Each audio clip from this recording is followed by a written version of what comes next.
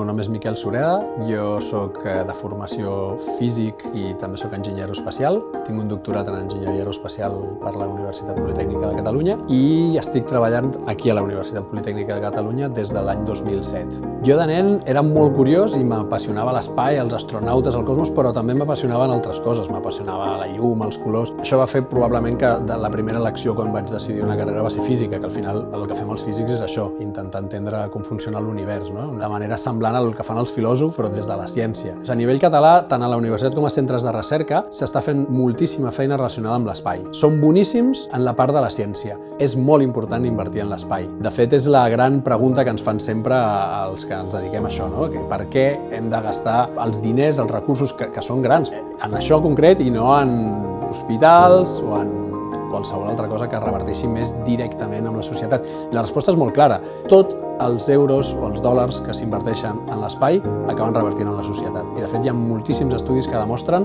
que el valor afegit que té la tecnologia espacial després en quant a retorn és molt gran. Clarament, en els últims anys estem posant les primeres pedres per crear aquest ecosistema que permeti que una persona pugui estudiar aquí, muntar la seva empresa o anar a una empresa sense haver de sortir de Catalunya. Ara, per fi, l'administració no només té bones paraules, sinó que a més està posant recursos i els està comprometent, en un programa a llarg termini, i això està fent que l'ecosistema s'estigui començant a construir i s'està notant. Jo mateix he tingut trucades de companys que han hagut de marxar fora, ja sigui a fer recerca o a muntar les seves empreses, que han comentat: escolta'm, això va en sèrio? Perquè si va en sèrio, jo vull tornar. Realment s'està veient una oportunitat des d'aquí i s'està veient una oportunitat també de grans investigadors, grans emprenedors que han marxat i que els agradaria tornar cap a casa. I precisament això és el que hem de crear. Hem de crear aquestes condicions òptimes perquè les empreses es puguin fundar aquí, perquè molts estudiants que estan acabant la carrera i que ja tenen idees que encaixen perfectament en aquest marc del New Space, idees de desenvolupament de tecnologies, idees d'explotació de dades, moltíssimes possibilitats,